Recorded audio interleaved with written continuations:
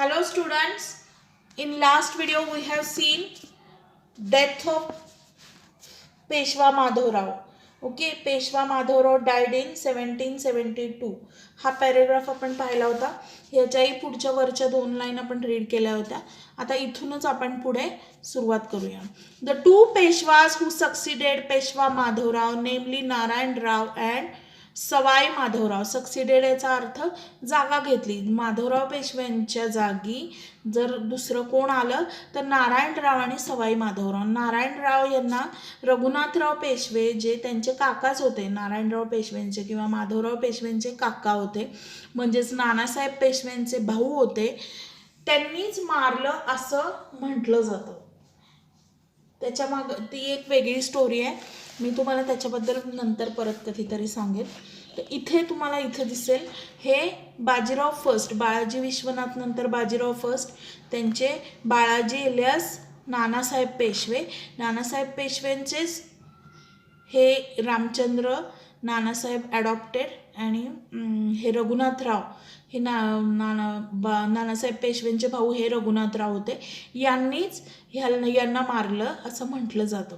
विश्वासराव, माधवराव, यशवंतराव आणि नारायणराव, नारायणरावांचाच मुलगा सवाई माधवराव, हे सगळे पेशवे होऊन गेले. आणि हे इकडे चिमाजी अप्पा जे बाजीराव फर्स्टचे भाऊ होते, चिमाजी अप्पा, त्यांचा हा मुलगा होता सदाशिवराव भाऊ. हा आहे फॅमिली ट्री ऑफ पेशवाज. तर Raghunathrao who had once raised the Maratha standard at Attock sought shelter with the British to satisfy his greed for power. This led to a war between the Marathas and the British. ह्या रघुनाथराव पेशव्यांनी काय केलं तर ज्यांनी ॲटॉकमध्ये एवढं मराठ्यांचे standards याचा अर्थ मराठ्यांची power जिथं दाखवून दिलेली होती, त्यांनीच काय केलं तर त्यांचे ग्रीड फॉर पॉवर, जी त्यांची पॉवरसाठी जे ते हवरे होते त्यासाठी त्यांनी ब्रिटिशांच्या बरोबर जाऊन हातमिळवणी केली. सॉर्ट शेल्टर याचा अर्थ ते त्यांना जाऊन मिळाले. This led to a war between the Marathas and the British. आता ह्यातूनच मराठा आणि ब्रिटिश ह्यांचं वॉर होणं हे नक्की होतं. Hyder Ali died in 1782 CE. जो हैदर अली आपण इथं पाहिला होता तोच हैदर अली 1782 CE मध्ये मरण पावला. He died. After him his son Tipu became the sultan of Mysore. After him, his son Tipu became the Sultan of Mysore. त्याच्या सनचं नाव काय होतं तर Tipu Sultan. He was a skilled warrior, a scholar and a poet.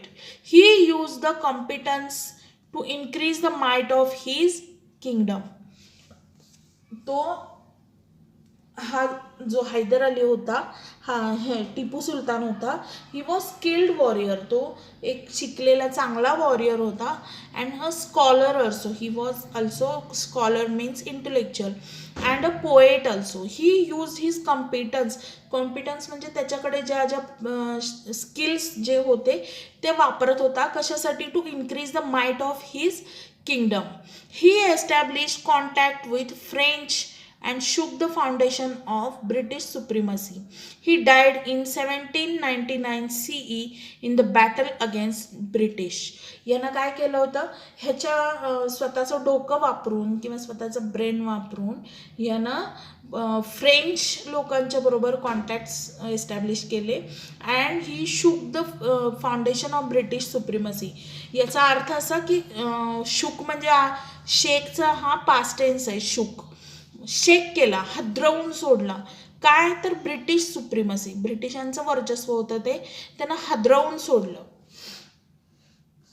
And he died in 1799 CE in the battle against the British. ब्रिटिशांच्या बरोबरच्या बॅटलमध्ये तो death झाली त्याची. The Maratha supremacy rises once again. The Maratha prestige in the north had suffered a severe setback because of the debacle in Panipat. Debacle याचा अर्थ काय तर complete failure. जे पानिपतमध्ये फेल्युअर झालं होतं, जे डिफीट झाले होते किंवा जे अनसक्सेसफुल झाले होते मराठास, त्याच्यामुळं झालं काय, तर मराठा प्रेस्टीज याचा अर्थ काय, तर असं म्हणतात ना मान, इज्जत, ती कमी झालेली होती नॉर्थमध्ये.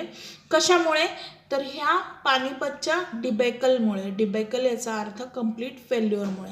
Madhavrao dispatch Mahaji Shinde, Tukoji Holkar, Ramchandra Kanade and Visaji Pant Biniwale to reestablish the Maratha rule in the north.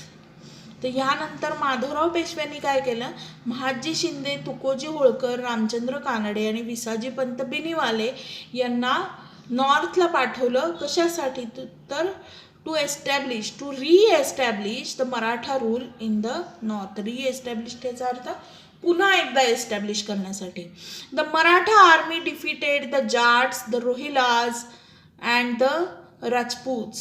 The Marathas restored the emperor Shah Alam to the throne of the Delhi under their own protection. तर ह्या लोकांना पाठवल्यानंतर झालं काय, तर Marathas restore the emperor Shah Alam to the throne of. या लोकांना त्यांनी हरवलं पहिल्यांदा. ज्या लोकांना आपल्याला हे होळकर, कानडे, बिनीवाले यांना पाठवलं होतं, त्यांनी जाट्स, रोहिलाज, राजपूत यांना डिफीट केलं, त्यांना हरवलं आणि जो शाह आलम होता त्याला परत एकदा दिल्लीच्या गादीवर बसवून त्याला एम्परर म्हणून अपॉइंट केलं किंवा त्याला ओन प्रोटेक्शनमध्ये एम्परर बनवलं. The Maratha power was revived in the north. Revived याचा अर्थ became powerful again. Maratha power again became powerful in the north. The Maratha suffered a heavy loss in the battle of Panipat. Abdali's army also suffered losses. Maratha suffered a very heavy loss means खूप सारे लोक तेव्हा मरण पावले. मराठ्यांचे अनेक sardars किंवा सैनिक, सोल्जर्स, आर्मीतले बरेच लोक तिथं अख्खी जनरेशन तिथं यंग जनरेशन डेथ झाली होती, किल झाली होती. पण Abdali also suffered a very much loss. अब्दालीला सुद्धा फायदा झालेलाच नव्हता, त्यालाही भरपूर लॉस झालेला होता. He did not benefit financially in the battle. त्याला सुद्धा फायनान्शियली काहीसुद्धा या बॅटलमध्ये मिळालेलं नव्हतं, काहीसुद्धा त्याचा बेनिफिट झालेला नव्हता. इन फॅक्ट अब्दाली और his descendants did not muster enough courage to invade India again. They realized that only the Marathas had the strength and capacity to control the anarchy in the north. तर ह्यानंतर काय झालं, त्याला काही profit तर झालं नाहीच या बॅटलमुळे. कुठल्या, तर पानिपतच्या बॅटलमुळे. बट त्याला हे कळून चुकलं की आता तोच काय, तर त्याच्या दुसऱ्या पुढच्या पिढीत, आता हे डिसेंडंट याचा अर्थ पुढची पिढी, वंशज, त्याचे जे पुढच्या पिढीला होतं त्यांना सुद्धा परत भारतावर इन्व्हॅड करावं किंवा अटॅक करावं एवढं करेज राहिलं नाही. का, तर they realize the only Marathas had the strength and capacity to control the anarchy in the north. नॉर्थमध्ये जो गोंधळ चालला आहे ते कंट्रोल करण्याचा स्ट्रेंथ आणि कपॅसिटी ही फक्त मराठ्यांच्या मध्ये आहे, हे त्यांनाही कळून चुकलं. They express their wish that the Maratha should protect the empire.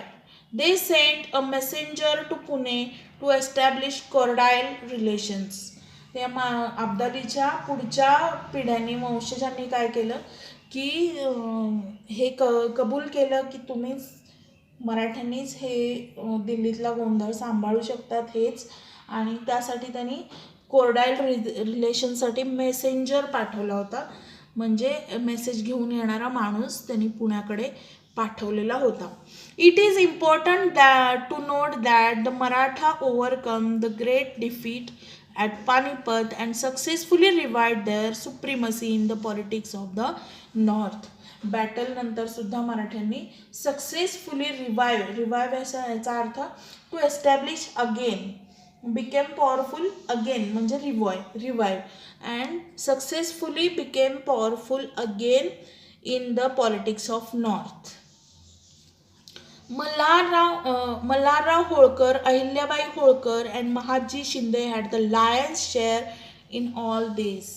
या एस्टॅब्लिशमध्ये रिएस्टॅब्लिशमध्ये कोण होता, कोणाचा पार्ट होता, तर मल्हारराव होळकर, अहिल्याबाई होळकर आणि Mahadji Shinde had a lion's share on all this.